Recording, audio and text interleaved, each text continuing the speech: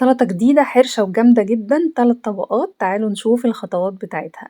بتنجانة وشويناها في الفرن، وكمان جبنا فلفلاية حمرا وشويناها في الفرن، وجبنا البتنجانة وبدأنا نقشرها بالطريقة اللي انتوا شايفينها. الفلفل الحمرا برضو نفس الموضوع، جبناها وحطيناها مع البتنجان وبدأنا نقطعهم بالسكينة بالشكل اللي انتوا شايفينه ده.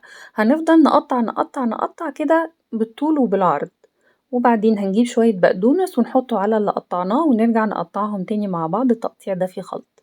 هنجيب بقى طاجن أو طبق عادي ونحط فيه زبادي، وبعدين نحط طحينة، وبعدين نحط ليمون والتوابل بتاعتنا الملح والفلفل، ونقلبهم مع بعض كويس جدا لحد ما يختلطوا ويمتزجوا مع بعض بالشكل ده.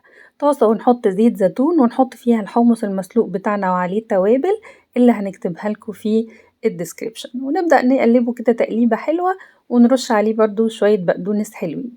كده بقى خلاص احنا خلصنا. هنبدأ نرص السلطة بتاعتنا. هنجيب طبق ونحط الطبقة الأولانية اللي هي البتنجان والفلفل الأحمر، نفردها كده في الطبق بتاعنا الأول، وبعدين نجيب الزبادي اللي عليه الطحينة ونبدأ برضو نحطه كطبقة تانية على الطبقة الأولى. بعد ما خلصنا رص الطبقة دي نجيب بقى الحمص وحلاوته. الحمص أنا بحبه جدا، بحب جدا استخدمه في السلطة، ونرش بقى رشة بقدونس حلوة على الوش. طعمها طلع حلو جدا. وما تنسوش تعملوا لايك وشير وتجربوها وتقولوا لنا رأيكم. يلا ناكل من جوه الحلقة.